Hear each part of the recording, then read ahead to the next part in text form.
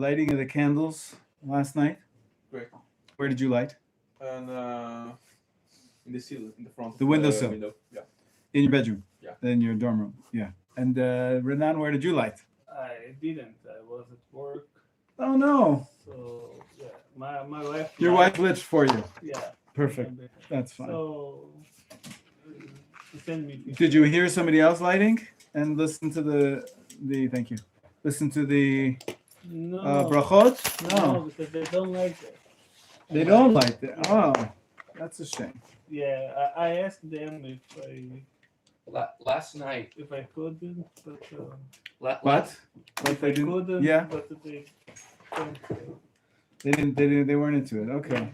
Last night, Yeah. Nissim, you know Nissim. I know Nissim. Yes.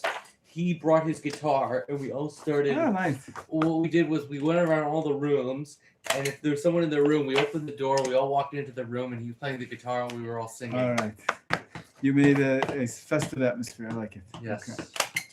Okay, pass these around. And none of us got our tzitzit lit on fire. That's Always wonderful.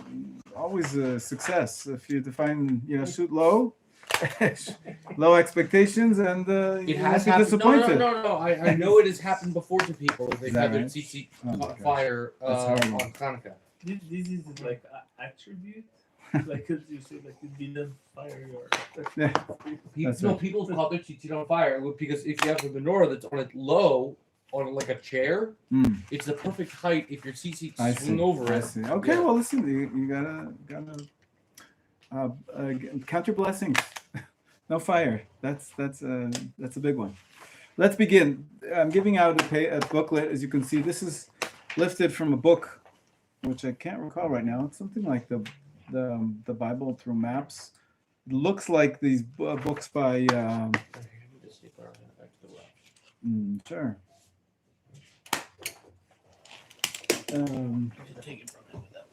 I forget the. Carta, maybe, yeah. Maybe it's Carta. I should really have a citation here, but I can't see any right now. I'll probably get it for you later, okay? Let's start with the first map. It's called From Slavery to the Promised Land. And again, I'm just trying to get you up to snuff about understanding where we are in the Hanukkah story and how it all works together. So who sees the land of Egypt? Yep. Okay, and where did they start off going from when they left? They left for the land of Goshen, of course, where the Jews lived. Sukkot to Etam. Etam, by the way, is the name of my son, who was engaged just recently. It's not really taken from the name of that place in Egypt. We're not Egyptian in any way, but my wife had a friend who passed away, whose name was Etta. And we looked for a name that had that same sound to it. Please help yourself. Here it's Eitan. Good stuff. Yaakov's excited. Eitan with a mem at the end, not Eitan, right? That's more common, but it comes from the word tmimut. Actually, pasuk in Tehillim, not the pasuk in Chumash. The pasuk in Tehillim says, "As Eitan v'niketi mipesharav." Then I will be pure or whole. And Tom is purity and wholeness. In any case, you could see that they go through the wilderness of Eitam. I'm looking at the first map. And then the Jewish people, we're not quite sure exactly where Mount Sinai is in the desert. This is one interpretation, that it was towards the south of Sinai, in the wilderness of Tzin, next to the wilderness of Sinai. Ultimately, also, it's not clear where was the miracle of the splitting of the sea. According to this, it's not clear. Maybe somewhere there on the west fork. In any case, they went to Kadesh Barnea, as you could see in the wilderness of Tzin, all the way to the top of the Sinai. Had to go back down through around the land of Edom, the Midian. It's not precise, but the land of Moab, ultimately coming to the land of Israel from the east. So you can see the final arrow shooting up towards the eastern side of the Jordan River to a place called Sukkot. Hey, that's funny. This is Sukkot where they started in Egypt, and they came to Sukkot.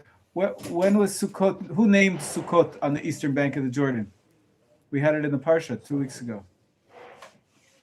Who? It was Yaakov? Yeah, that's right. Yaakov coming back. He made a place for his animals and called it Sukkot. Can I have the stapler back, please? Oh, I already put it back in his office. Why? You said I was going to give it back to Elizabeth. Oh no, that was a misunderstanding. Please bring it back. I'm not done yet. Thanks. So you can see there's Sukkot there and Sukkot there, so it's quite a journey from Sukkot to Sukkot, somehow completing a circuit of the Jewish people coming out of Egypt and going into the land of Israel. Right on the doorstep, you have a Sukkot, and they will go into the land of Canaan. But Yeah. wait, it's like they went out of Egypt and they went into the Sinai Desert for 40 years. no. But where's the Red Sea here? It's not clear. That's what I was saying Rob before. scared me. He said that this is a shadchan. I said, Rob, I'm not ready yet. Wonderful. Same name for a stapler and for somebody that is a matchmaker. Shadchan is also a stapler and also a matchmaker. Thanks for that It's one. spelled the same way? Yeah. Interesting. What is a shidduch if not putting two people together, right? That is what is stapling them together. You need surgical removal. Yeah. Next page. Next map. Entering the promised land. Whoa. As you can see here, the route of the Jews out of Egypt goes up on the bottom right-hand side, past the Edomites, past the Moabites, past the Ammonites, and then they get to the Amorites, who they finally fight in the Gilad area, cross over the Jordan with Joshua into Jericho, and taking over. There's the battle against the kings of the south, and then the kings of the north, as described in the book of Joshua, conquering the land of the Canaanites, the Jebusites. Phoenicians were also eventually conquered. Let's move on. Then they, after 14 years, 7 years of conquering and 7 years dividing up the land, ultimately, map number 3, I should have numbered them. Everybody see what I'm doing? You can see the 12 tribes of Israel, it says on the top of the map. Yes. 12 tribes of Israel. Where is the area of Judah? In the Hebron. That's right, Hebron, south, and Shimon also.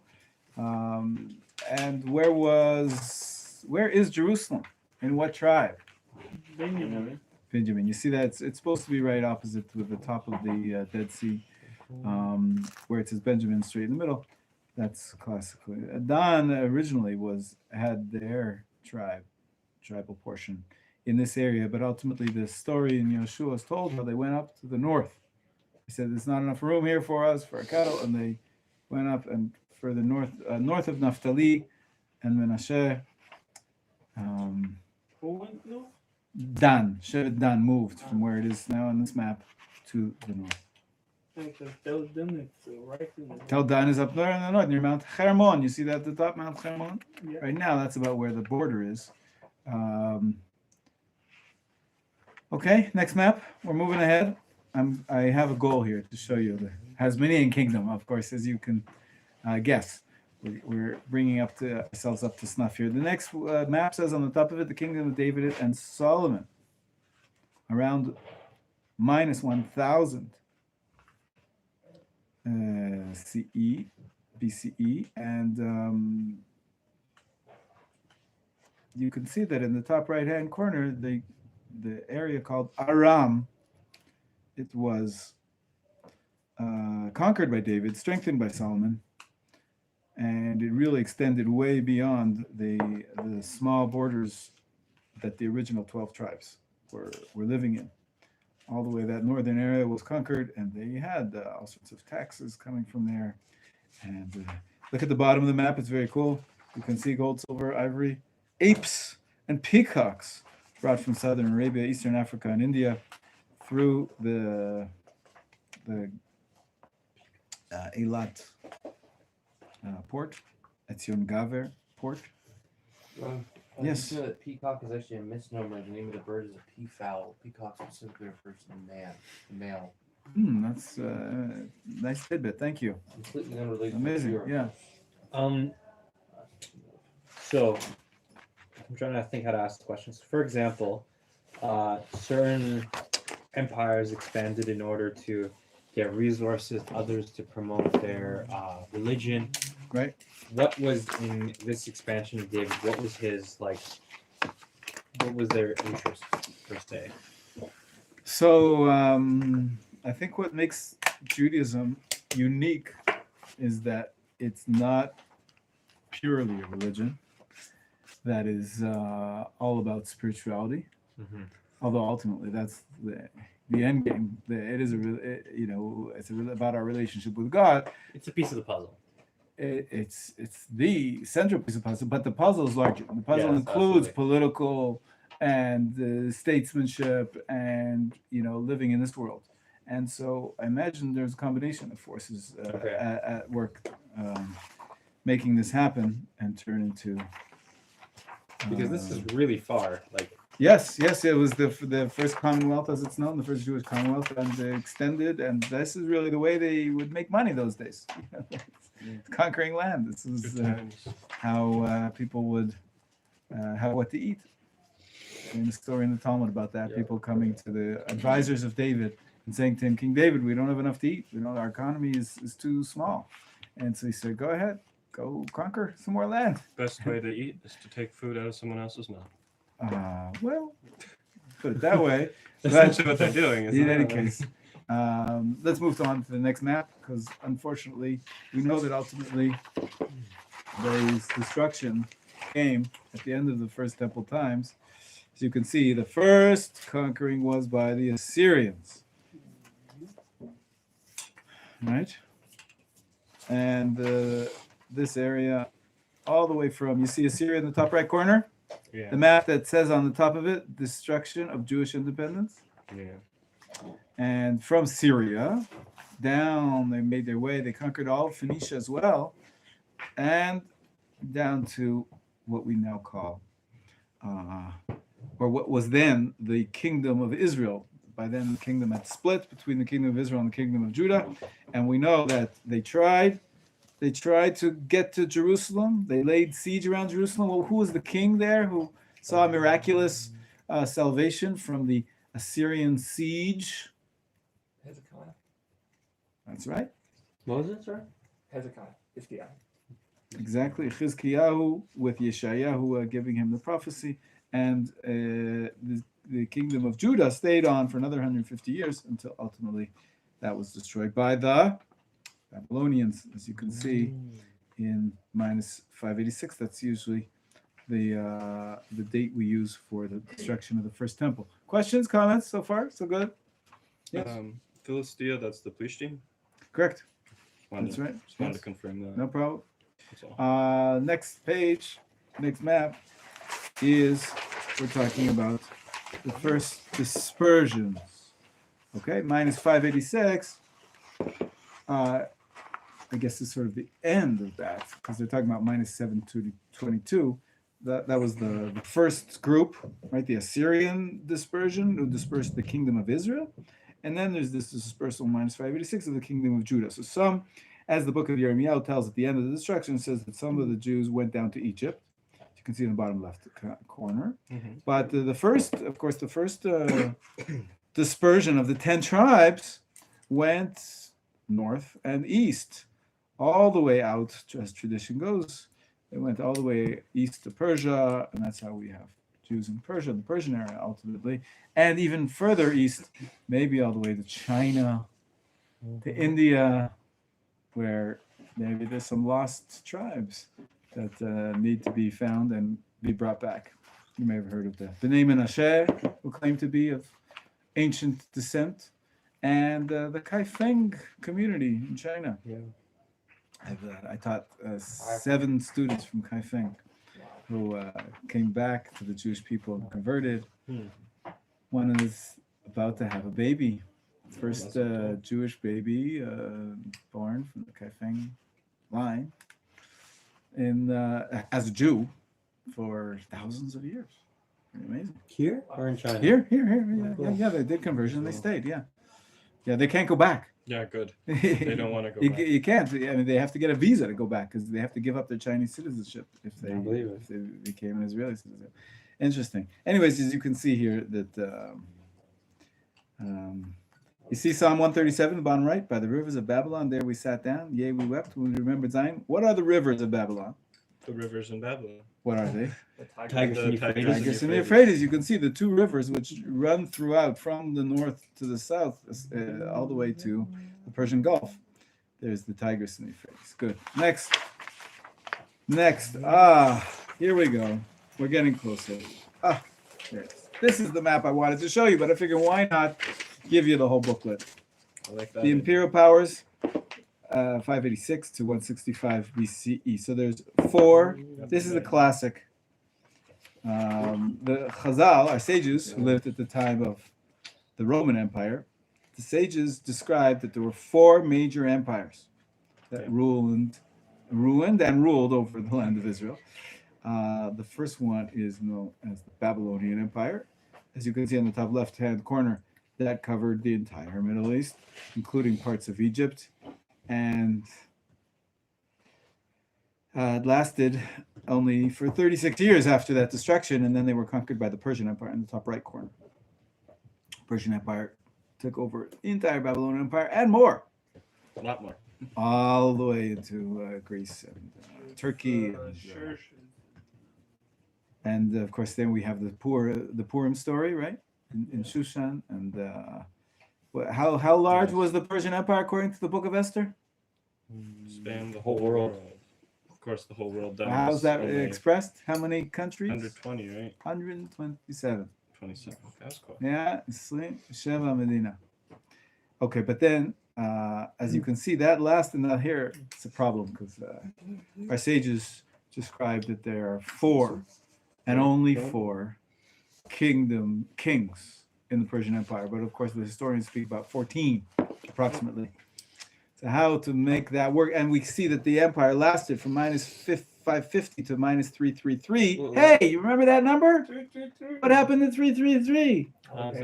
That's the bottom left, right? So how many years is that? From about 200 years. Yeah. So 4 kings in 200 years. A lot Maybe of they commentaries say that one of the names of the king is really a title. It's not. That's right. Maybe there was a few. There was number 1 and number 2 and the same names. So it's like in the dynasty of the Persian dynasty. No, you're comparing it to?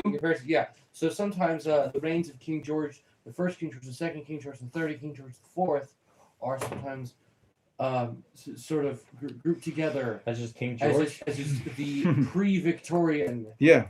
Definitely. Georgian That's a great direction to go in. Of course, you have to work out the details, but anyways, the Persian Empire, however long it took, what's the tradition that Esther saved the nation? She saved the nation. No, but she was married to Ahasuerus, and then they had a son whose name was Daryavish, and Daryavish had a son whose name was also, but Koresh.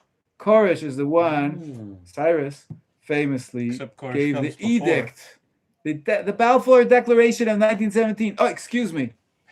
The Trump Declaration of Jerusalem in 2020. No, excuse me. I mean the Cyrus Declaration. But Koresh comes before Daryavish. Minus 516, that whoever wants to can go back and make Aliyah again after the exile, 70 years after the exile. Mm-hmm. This is the way basically the chronology of the Book of Kings, and the Disagreements ends with that the declaration of Koresh allowing the Jews to come back and rebuild the second temple. Okay, that's the Persian Empire. Then you can see, as we said, Alexander the Great, minus 333. Here it says, you can see the vastness of the empire, greater than any other empire we've seen before of the previous 2, all the way into Greece and Italy. And it was from Greek area. Of course, so of course. That was the source. The Roman Empire is later. I think I have another map for that in a second. But then, what's the Ptolemaic Empire?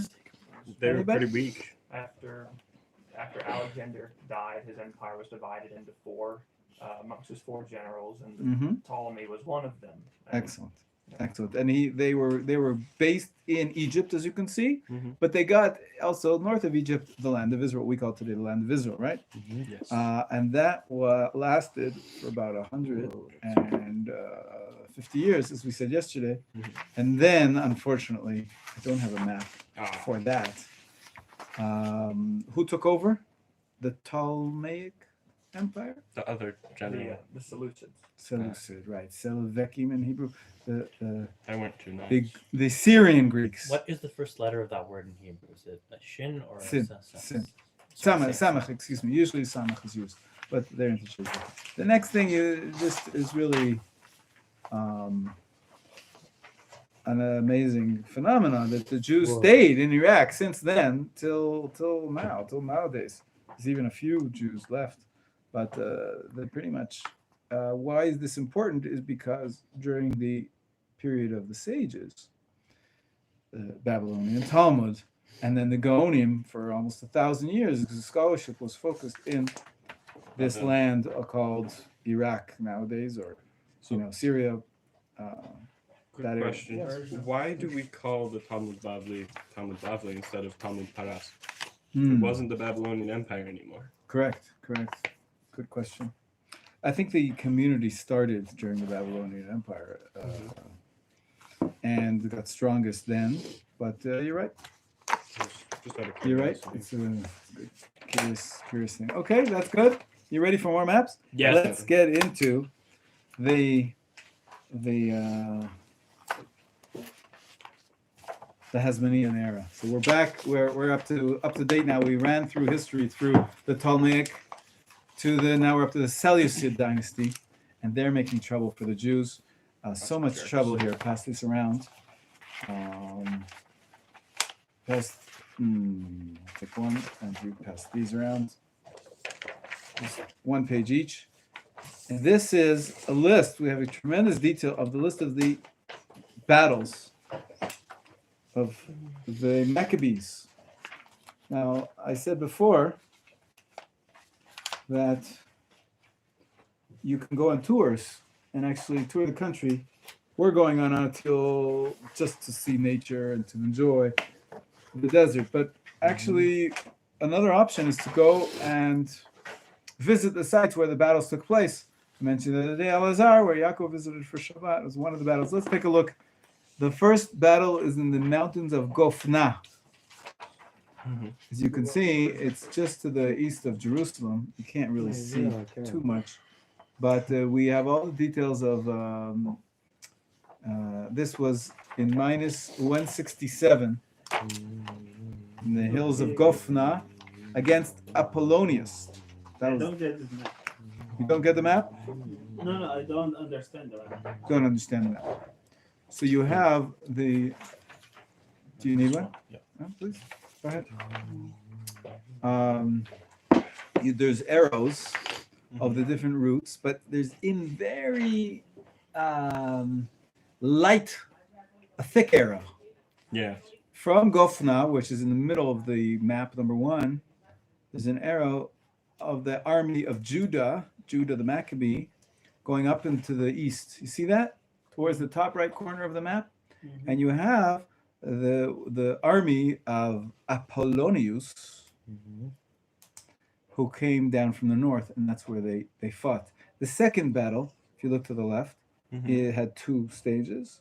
Stage 1 was in Ma'ale Beit Horon. Today there's a town called Beit Horon on the approximate area where that was.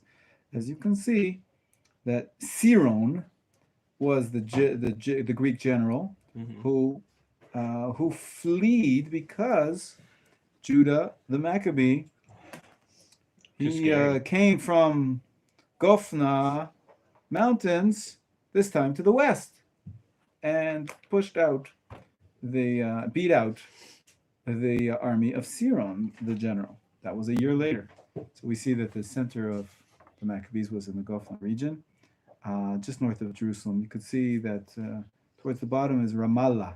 Oh, yes. See that? Ramallah and Jerusalem at the bottom of map number 1. So just so you can see where we are, this is all the northern part. Today people call that Binyamin or Samaria, but it's around where we'll see. Next map number 3 is the next battle, and this was against a Greek general called Talmai, and I can't read the other name of the Greek general. We'll get back to it. And they brought this took place in Emmaus. You see that in the middle of the page? Mhm. And you see the bottom left of it, Beit Shemesh, in map number 3? No. Map number 3 at the bottom, there's a big black dot. I It's see Beit it. Shemesh. So just you can see where we are. Beit Horon is, it's to the northwest of Jerusalem, and ultimately they won battle number 3 as well. Battle number 4, unfortunately, I believe, was not as successful. This was south of Jerusalem, where there's a town now just south of Gush Etzion, if you guys know the area, called Karmei Tzur. Why? It's named after a place called Beit Tzur, which is right in the middle of your map, number 4. And you can see that the Maccabean forces came from the north down to the south of Jerusalem. It was all around Jerusalem. And Lydius was the Greek general leading the battle this time. And he came all the way from the north, but he came around through Beit Shemesh area and then up from the bottom where this is the near Hebron. Turn the page. That's battle number 4. Battle number 5, also south of Jerusalem. You can see Beit Tzur and Beit Zechariah as well, and Chalchul and Hebron. Here you have Hebron on the map, so you can see between Jerusalem and Hebron. This was the 5th battle, against Lysias, the Greek general Lysias, in 162. So this is a couple of years of the battle after battle. Battle 6. If you come down from from the mountains of Gofna, north of Jerusalem, Judah the Maccabee came down to a place called Giv'on, or Hadassah, right near Beit Horon Elyon, and there was a Greek general called Nicanor. Yeah, and Nicanor was killed in battle, and Judah was really on a streak. He was doing well. Battle number 7, bottom right-hand side, El Aseh. Here, Yehuda Maccabee dies. He's killed in battle. He's fighting against the Greek general called Bacarius, or something like that. And you can see right near Har Chatzor, which is in the mountains of Gofna, Bacarius came from the east and then forced them back towards Har Chatzor. And that's where the star is. You see the star in map 7? Mm-hmm. That's where Judah the Maccabee was killed. And the 8th battle, I don't see here. What we have is pretty much the area where Judea,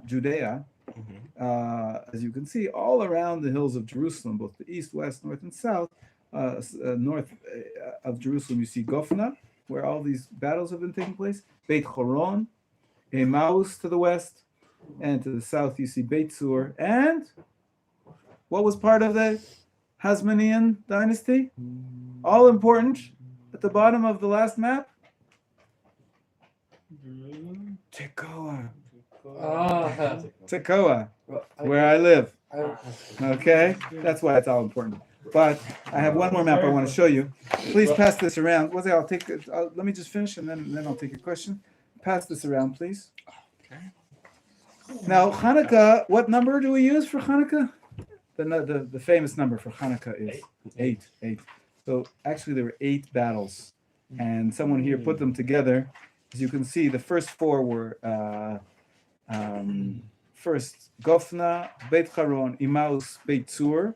They all resulted in victory, but the 5th one, where Judah the Maccabee was killed,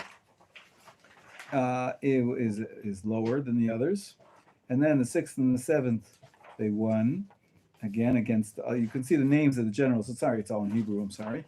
And then the 8th battle, it also the battle Bakchidus. He was the name of the general who won that battle. But in any case, you know the word Chashmonaim. Some people say starts with the letter Chet. What's the gematria of the letter Chet?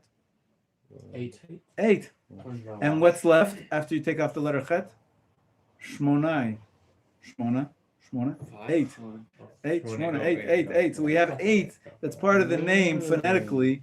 Also, shemen, oil, sounds like shmona. So there's a lot, and we count the number of battles. It happens to be 8 battles. So perhaps there's something very significant about this number 8. Let's see more about that. First, I want to take your questions. So you mentioned a lot of Greek generals and Greek officers and Greek people and such. Do we have, aside from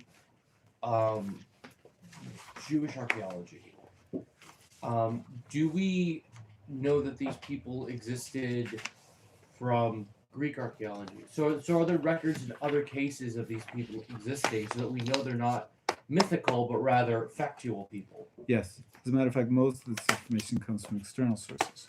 So most yeshiva boys don't know about this.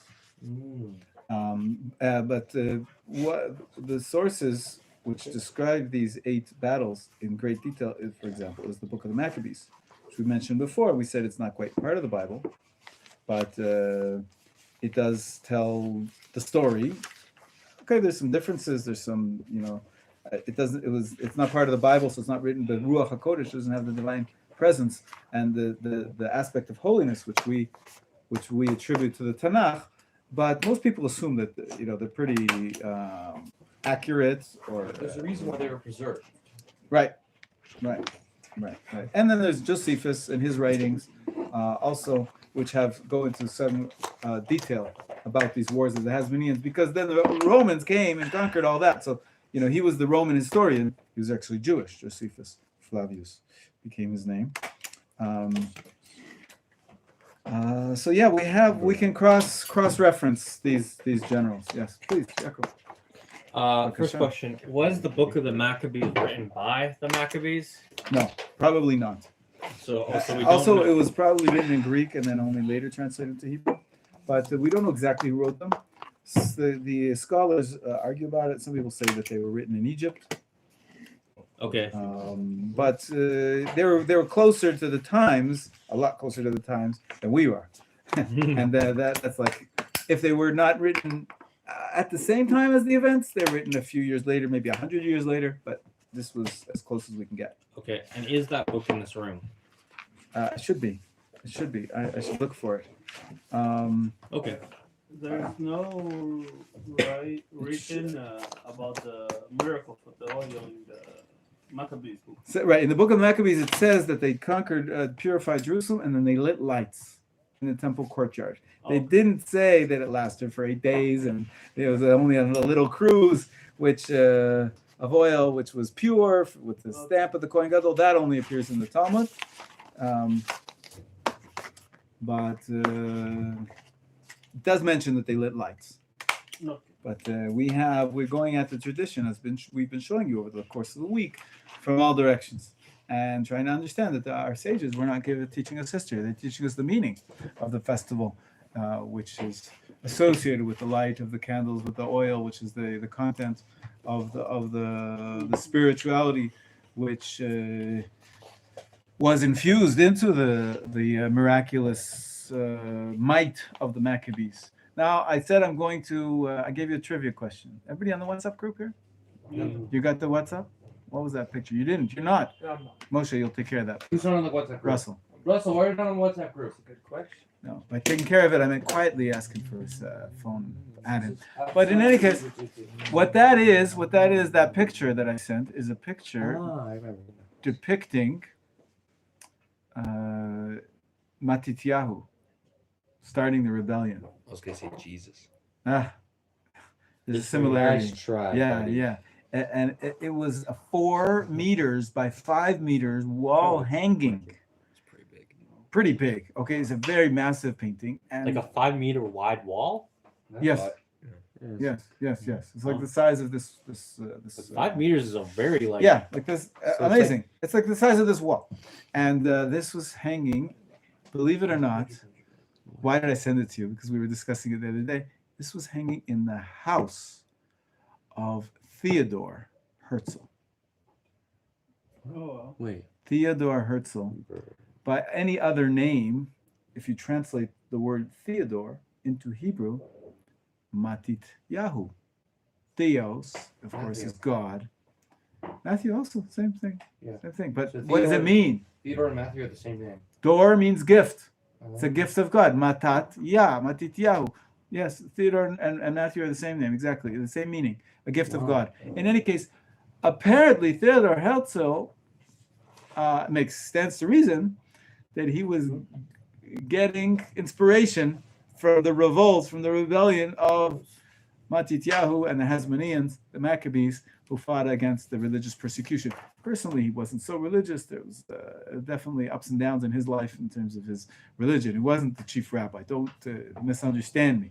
But he was definitely the instrument in God's hands, who was instrumental in creating the state of Israel. And in that way, you could say it's similar to the Maccabees. The Maccabees, not all of the Hasmonean leaders were so great rabbis either. Not all of them did the right thing in the temple. We know that there were some Tzedokim, Sadducees, who were the Kohanim Gedolim during the Hasmonean rule. It was a mess. But ultimately, we celebrate it because we believe that they're instruments in the hands of the Lord to help us regain Jewish independence, and of course, to remain true to our faith and to the beliefs of Judaism, not to just be swallowed up by the Hellenistic culture. So that was an amazing discovery I just found out. And I figured I'll share it with you because we did talk about how the Zionists really connected to the holiday of Hanukkah. I don't know. It's a good question. So look it up. Okay. So far, so good. Questions, comments, complaints? So, on the picture, I'm assuming they killed Hellenists? That's right. That was the Hellenists or the Greeks who were for the armies who came to force them to bow down to Zeus or one of the Greek idols and to eat pork in public. And, Desecrate Shabbat and all that. That's right. So this was their revolt. Okay, we got to move on. I've got some more. I'm going to stop talking for a little bit and give you this just to break up the atmosphere a little bit.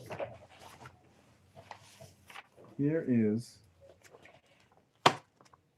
Wait 1 second. There's another map I didn't show you. This should be part of the booklet, but okay, you can add it separately. Pass this around, please. Is this at the end? It's at the beginning. It's even before. Oh, Rabbi. It's at the beginning. It's okay. It's the early Jewish migrations. Is this before? It's Avram coming from Ur to Haran, ultimately at the north. I showed you a similar map earlier. I guess that's why I took it out. Now I have to rearrange everything.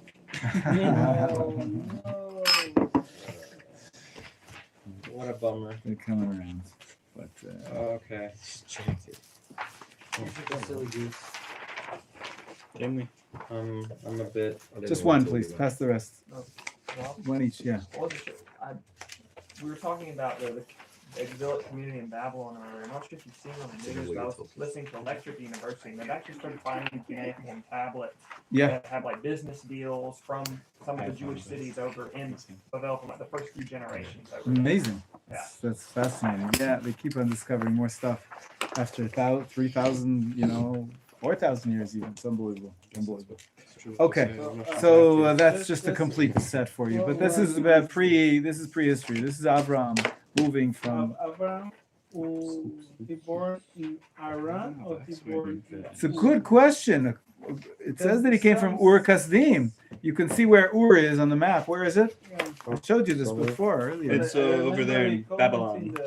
No, No, it's not. Where is That's Ur? just the word or. Never mind. Where is Ur? in Above, Chaldea, It's in the southeast of your map, right? You see that?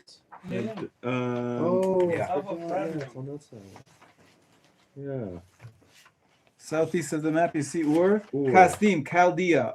So some people call it Babylonia, but that's as you can see, the empire is switched, but ultimately southern Mesopotamia. It's Akkad.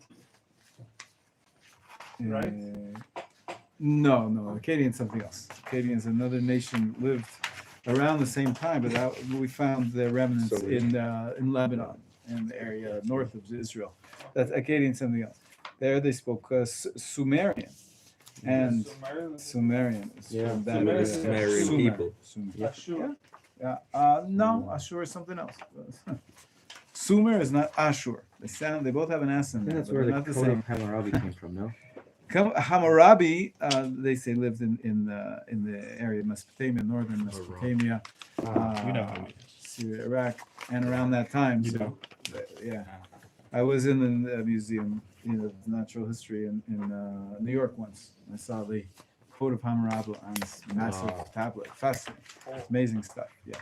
What city Okay, was that so in? for the what? What city was that in? There are some good museums in America. I don't know where they found it exactly. In No, Washington, the museum you saw it in. New New York, Manhattan. in Washington, have you been You've to heard one of with it? the 1,000,000 plastic balls? Okay, now this is fun. Everybody get out a pen. So sick. If you need some, there's a cup with pens on the table over there. Please grab a pen. And practice your Hebrew. The way this works is one for you. Oh, crossword puzzle. Is this the one that I did It's already? not a crossword, it's a word search. and it's a word search. Pass these around. Oh. This is on and off. I'm like uncomfortably good at word search, so like. Excellent. We're just gonna give 5 minutes to take a break and do this. Rabbi, let's let me Find the words that are at the bottom. They can go diagonally, horizontally, vertically, also backwards. That's not. Also backwards. Rabbi. In Hebrew, it's all in Hebrew. Yes. I just So want to backwards say in thank you Hebrew question. is regular. Yesterday, during the shiur, I That's took what I a little did. peek at what you Start were with looking at, the and there was a really nice first off. chart of like that, a lot of lines on it from I different know, places. it's I think that was like- kind of like what we were doing Really? yesterday. Do you know which sheet of paper I'm talking Yeah. about? I don't. But You it'll had it probably yesterday. come to you. But I was wondering if we could have it. I don't know what it is. I don't know what you're talking about. It was like What it was does like one look of those like there was like blocks I'll and get like you the best lines, like one, one of don't those worry. like family tree type of thing. I'm sure I'll get it to you at the right My time. pleasure. Okay, I thought it was about yesterday when we were doing it. I really liked it. Okay. And Okay. I'm gonna try Yes. to. I'm gonna learn what these words are before I look for them. Well, we can go through them right now, actually. Okay, that'd be Let's good. look through. We'll go through the words at the bottom. But before you do that, adding 2 words to the list, guys. Oh. Maccabi, Echt Mem. Mem, Chaf, Bet, Yud. Already found it. It's at the Mem. top right. The first square is a Mem. What was the point if you just And the second one beneath it is a Chaf. bet? And the third one below it is a Bet. And the fourth one is a Yud. So Maccabi, that's a Maccabee in Hebrew. That's one word. One more Yes. word. Hanukkah. How do you spell Hanukkah? Chet, Ben, no, Vav, Vav, Hey. Kaf, Hey. Correct. Now I'm going to tell you a cute. What does Hanukkah stand for? We Something talked about the first day. dedication. It means dedication. Yeah. So they rededicated the temple. But many people say, I think Thomas, you mentioned it, Yeah. that it stands for 2 words, Chanu, Kafe, that they rested on. What day is today? What day is today? The 29th of November. 25th of Kislev. Today is the first day of Hanukkah. So Chanu, they rested. We're having a rest. That's why I'm wearing my finest. I wear a white shirt. I try to wear a white shirt if I have enough clean ones. On 8 days straight of Hanukkah. And that's why if you walk around Haredi neighborhoods, you'll people wearing their fur hats, the streimels. They always were. Oh, No, they don't. No, they don't. I got one Only on today. Shabbat No, and you the did. festivals. I got one. You're not lying. I'll show you. And the holiday of Hanukkah is included. So I wanted to share with you a new hint that I just learned this year. Instead of turning the word Hanukkah into Chanukah, we can turn it into Chana Kaf Vav. Kaf Vav is the gematria of the Yud K Vav K, the Tetragrammaton. 26 is the name of God.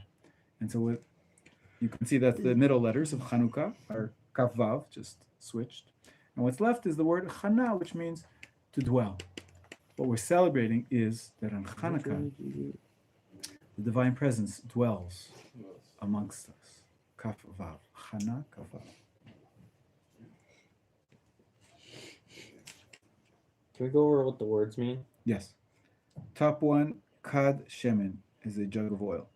Next one, Modin, the name of the city where they lived, the Maccabees lived. Sivivon is a dreidel, we say in Yiddish, which means a spinning top, which is a customary game. From the word saviv. Saviv, that's right. So Around. it goes around and around. Good. Next is Hamaccabim, that's the plural of Maccabee, of the Maccabees. Nes Hanukkah. You're never going to find this one. Even you, Moshe. I bet I'd find it. That's the hardest one to find. No, I 1, already 2, found 3, 4, 5. Word number 5 is challenging.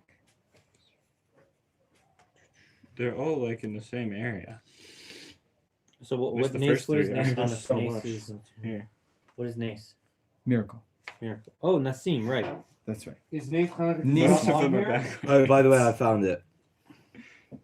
Great. I don't want to tell Moshe. Okay, he's looking at the top right. Okay. What's the next word?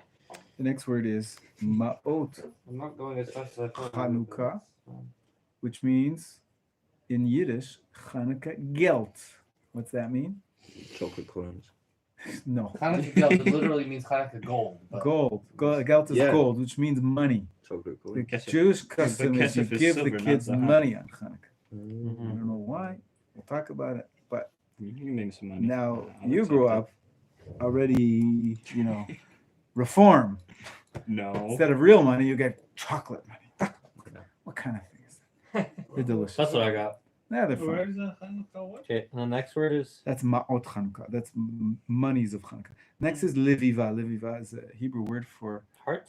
no, It's a latka. a latkas in Yiddish, which means a patty. What's that? Like a potato Pancake. dumpling. It's Hash like brown. yeah, it's like a hash brown. Potato pancake. Yeah. Pancake. Leviva is the Hebrew word for that. It's definitely Yeah, not no, a pancake. Definitely not a pancake. Definitely It not. is. No, it's no. As It in, totally is as a in, Next as column. in, as in, it's not.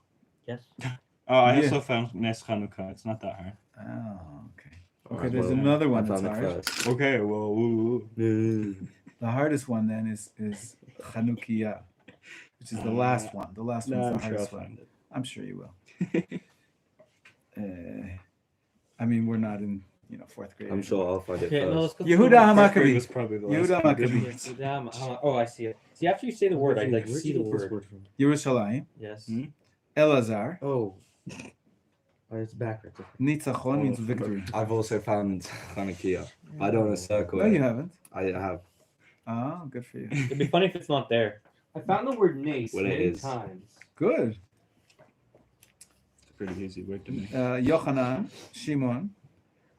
These were brothers of Yehuda Maccabee. Sufganiyot, those donuts, those jelly-filled donuts or whatever filled. Nerot are candles. Next column, the third column, I'm reading explaining the words. Nes Pach Hashemen is the miracle of the jug of oil. Riba is jelly, which you put into the Sufganiyah. The next word is Antiochus, who was the villain of our story. Mm-hmm. Nes Gadol Haya Po, Wait, I want to see if I can figure it out. Nace is miracle. Gadol is big. yes, Haya is like is, and then po is here. was. Was. It's here. past tense. Haya, and Po is here. Excellent. Or we say Neskador Yasha. Hey, Hey. So that means the miracle that was here. I don't. Those Okay, four spit it out. words. Spit it out. There's 4 Good Yud, First one letter. Yud. I was. 1 second. Guys, the first word starts with a nun. Yes. If you look on the Sivivon, I should have brought some in. And we'll do that tomorrow evening. The first one starts with a nun. Second one starts with a gimel. Third one starts with a hey. Each one of those letters is put on one of the 4 sides of the spinning top, the dreidel, the Sivivon that we play with. And in the land of Israel, the 4th side has a pei on it because it stands for po. It was a great miracle here. However, for hundreds of years, I don't know how long this custom goes back, the 4th word was sham. And the letter on the Sivivon was Shin, because they Because were people were outside of living in Israel, Israel. and they said there was a great miracle there. As in Israel. Interesting. Cool. Yeah, it's cool. Yevanim is Greeks. Matityahu is his name. Beit HaMikdash, you know. That's- Hanukkah yes. is the eight-sided candelabra. Where's the rest of these? I have them all. Okay. Fine. Great. Thank you, Rabbi. That was helpful. No problem. I just want to clarify. I'm here to help. I just want to clarify. Some of the words you mentioned, they were like Yiddish or something. Yeah. But you still use them in like Hebrew, right? Yeah. Well, I don't Many think Yiddish, people. 'cause Yiddish is Not the new Russian type. Sephardim less.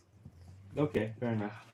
Now I have some more pages to give you. So I suggest we stop doing the word search now and finish it on your own time. What do you say? Agreed. 2 minutes, 2 Yoshua, minutes. I'm going to ask you to take this upstairs and make 10 copies of it. For Okay, me. so we have time. No, we're going to keep going.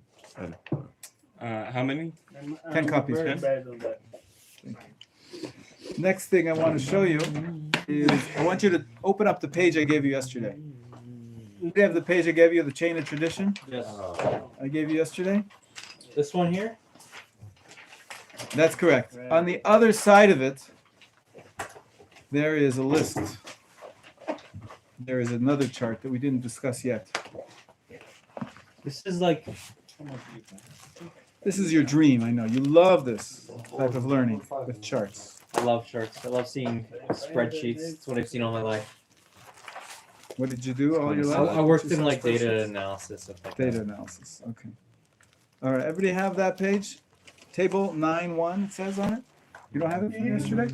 You didn't get one? Talmud table main one. Rabbi, apologies if this is a question that's a little tangential. Is this how the Gemara is organized too? Yes. Okay. The Talmud consists of the Mishnah and the Gemara. Not every, as you can see, why is the second column blank? The middle column.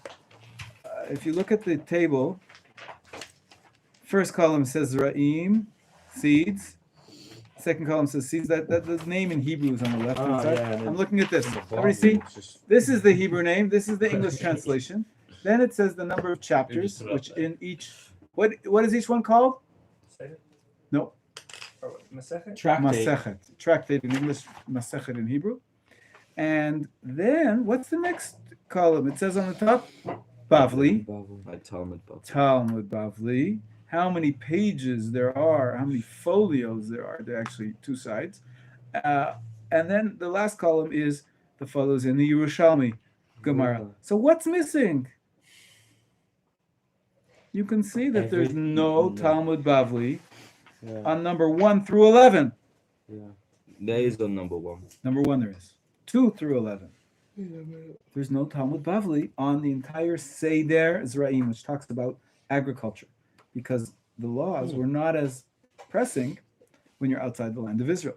As opposed to that, the Yerushalmi, written in the land of Israel, the Palestinian Talmud, has full discussions of all those tractates which speak about the agricultural laws of the land. Yes. Just to clarify, the Bavli, that's the Babylonian Talmud. Babylonian Talmud. That's And right. why is there, like, for example, in other parts, like I see in like Moed, there's like different numbers, like they don't correspond. Like, why is there such a difference between the two Talmuds? Each Talmud was written totally separately, and they record the discussions of the Amoraim. Those are the people who speak in the Gemara. Amoraim, from year 200 to about year 700. Those hundreds of years. So the ones in Bavel mostly record the discussions of the Babylonian scholars, and the ones in Israel they record the discussions. Thank you so much. Of the Israeli scholars. That's the Tanaim. The Tanaim is from year 0 to 200. Those are the authors mentioned in the Mishnah, which we saw yesterday. And the Amoraim are the authors of the Gemara, which go after that for another few hundred years. Is that clear? So Talmud I might ask Bavli, again. Okay. Talmud Bavli was written In Bavel. 200 through 700. 200 Approximate. what? Year 200. Now we're in year 2020. What is it? 21. 21. For a few more months. No, for one more month. But so it's the year 200. The common era. Yeah, coming here. Ah, Yeah, yeah. okay. Yeah. I So- think was written before the common. No, it's in the common era. After the destruction of the temple in year 70.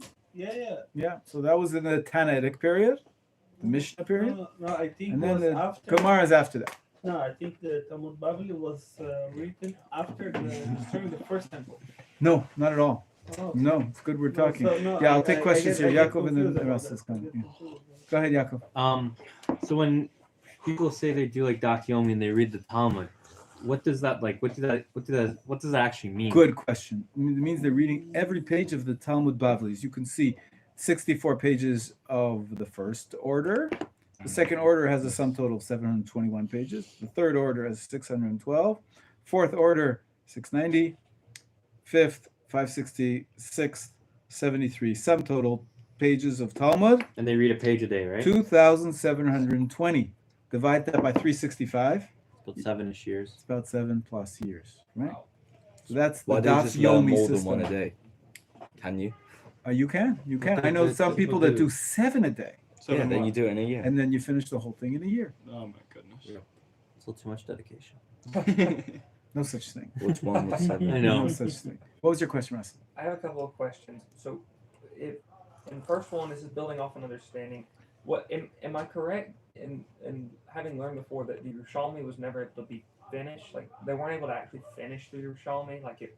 Was Oh, is kinda that like why a it's missing rougher- at the end? Let me restate that. You're not wrong, but Okay. usually what we find is that I said for the years for the Babylonian Talmud are 200 to 700. It's about 500 years, right? The years for the Palestinian Talmud or the Jerusalem Talmud, however you want to call it, the one from Eretz Israel, they stopped the discussions at around year 500.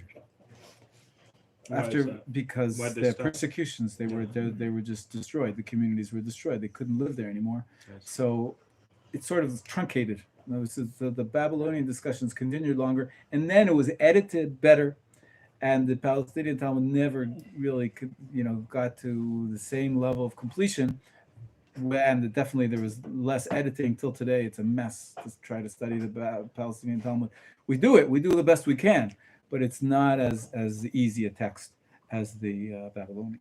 Okay, and so that being the case, why is it that there are certain tractates from the Yerushalmi that are talked about but just aren't talked about in the Bavli? Were they just more immediately relevant for the community? Okay. Correct. That's what I was saying about the order of seeds.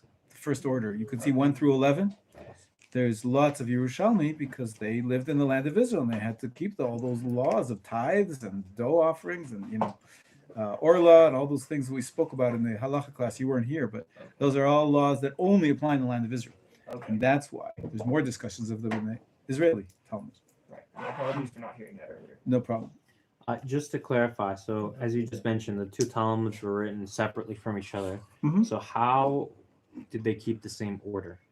Does that So make sense? because both Talmuds, both Gemaras, Mhm. were based on the Mishnah. The Mishnah was written in the land of Israel. Scholars they're called the Tanaim, years Tanaim. 0 through 200, Yes. compiled by Rabbi Yehuda Nasi in year 200. Hanasi, we had it on the board the other day, the prime minister, president, the prince, whatever you want to translate Nasi as. And so they both work from the Mishnah. Okay, so the Mishnah is the same for both, but then they both Correct. have different Gemara. Exactly. Aha, got it. Exactly. Now I understand. Amazing.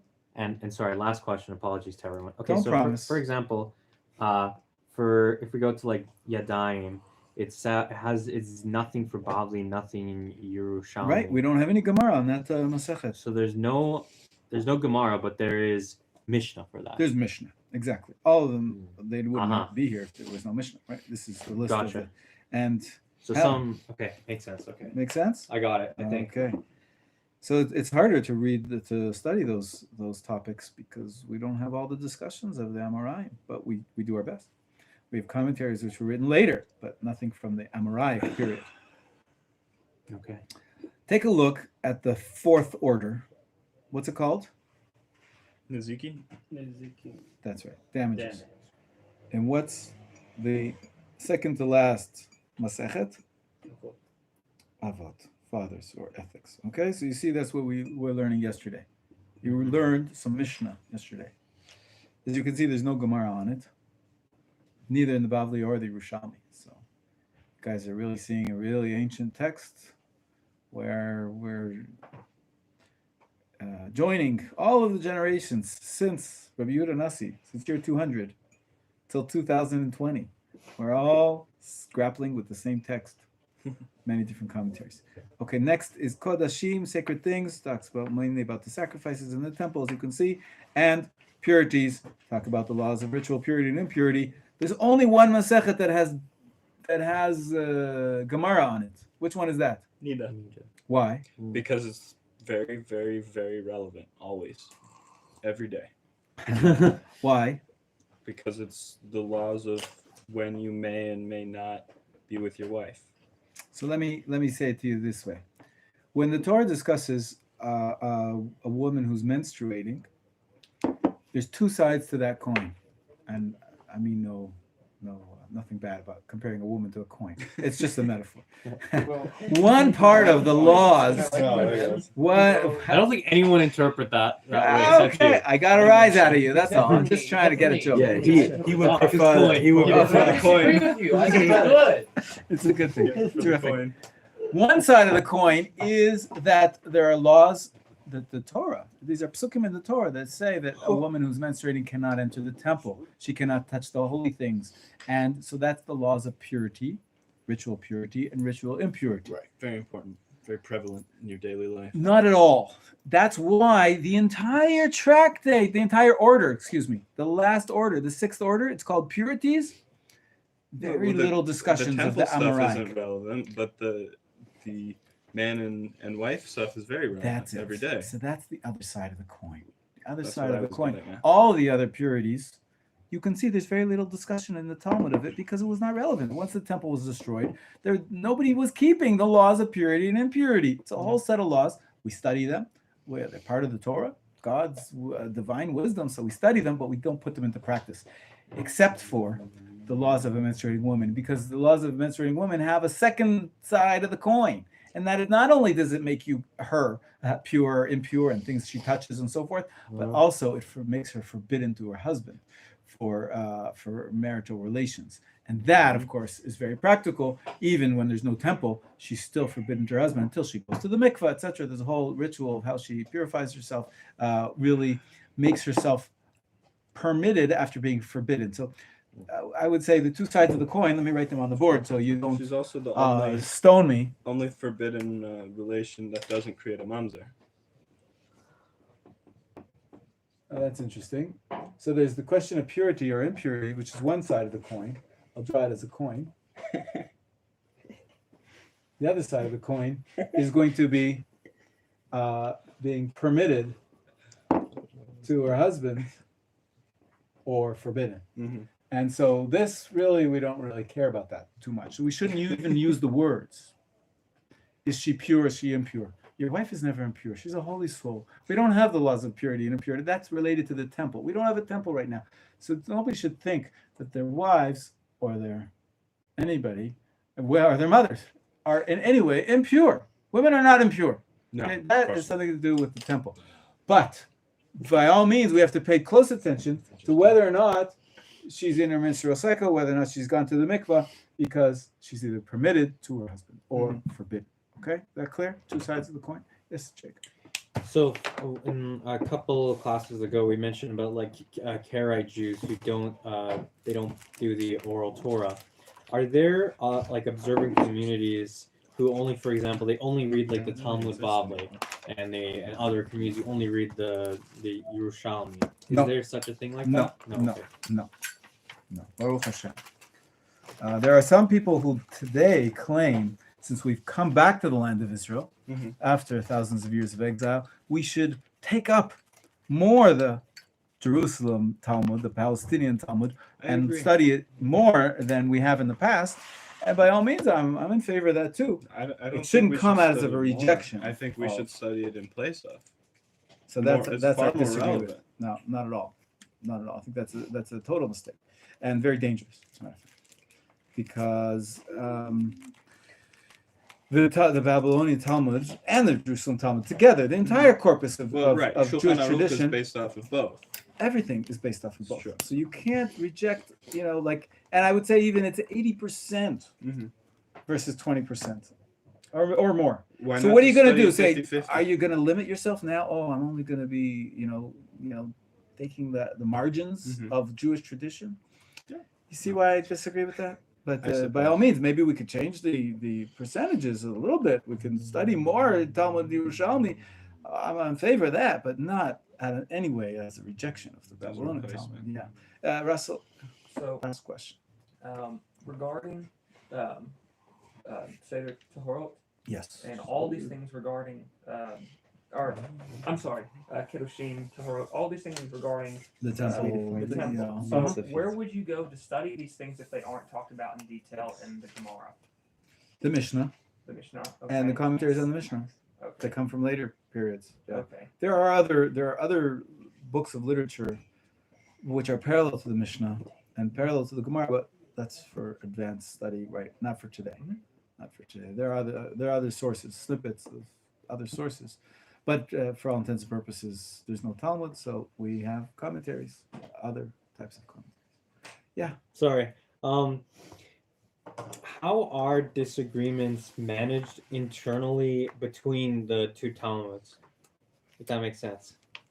Like if they interpret something different Yeah, from each other. there is some intersection. There's some discussion. Some rabbis were known as the ones who go down. What does that mean? The ones that go down? The rabbis who went from the land of Israel to Babylon, and they brought teachings, and they had the cross discussions between the scholars of the land of Israel and the scholars of Israel. So there is an interplay. There is some discussions. At the end of the day, the rabbis made this. Okay, the last page for today, and I'm teaching you a song. Pass these around, please. I'm going to now bring these with you to the Tziyul. Bring these with you to the This Tziyul. isn't a song. This is just a list. This is a list of exactly what you have on your page, but it's in a little bit easier. And this I taught to my children. It's become a party trick favorite. That you can learn the entire Shas. Shas stands for Shisha Starim, the 6 orders, off by heart in the following 30 seconds. Are you ready? You know the tune. I don't know the tune. You do. You didn't say the tune. I don't know what most of these words mean. I don't know that tune actually. Obviously you know that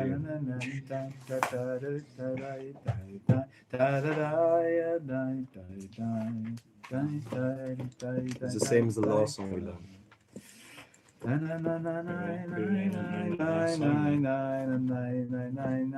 You'll pick it up.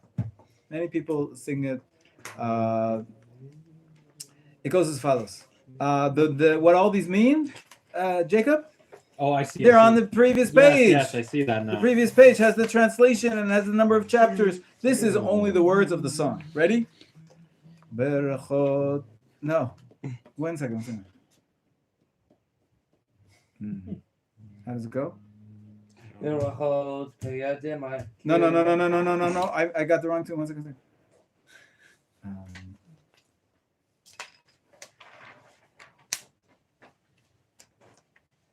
1 second. What's the tune?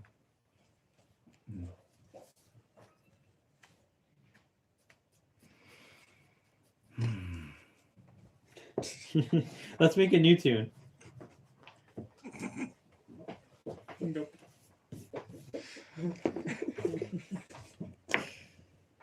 Cut.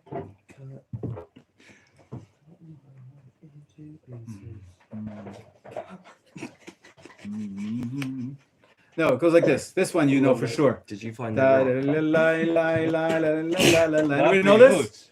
So here we go. Ready?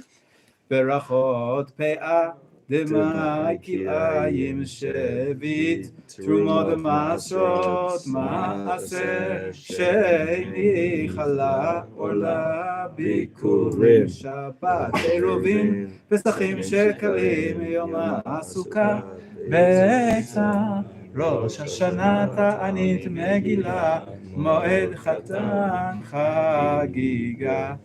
איי איי איי. יבמות כתובות נדרים נזים סוטה גיטין קידושין בבה קמה בבה מציאה בבה בתרה סנהדרין מכות שבועות עדויות עבודה זרה אבות הוריות איי איי זבחים מנחות חולין בכורות ערכית תמורה כריתות מעילה תמיד מידות קינים כלים עולות נגעים פרה טהרות מקוואות נידה מכשירים זהבים תבול יום ידיים וקצין איי איי איי זרעים מועד נשים נזיקין קודשים טהרות סך כל מסכתות 63 כולם ביחד 6 סדרי משנה. The words at the end mean those are the names of the 6 orders. Then Everyone sum together. total is 63. Altogether they form the 6 orders of the Mishnah. Okay, if you don't have it down, don't worry. We're going to sing it again hopefully tomorrow night. Bring your pages. I think I Try to memorized bring it. some extras for tomorrow. Have a great day and Hanukkah Sameach and enjoy the tefillah and I'll see you hopefully tomorrow night. Absolutely. I'll see you in a few hours in the next class. We still do we have Rabbi Lispel now? Of course. Good. Okay. I have like 4.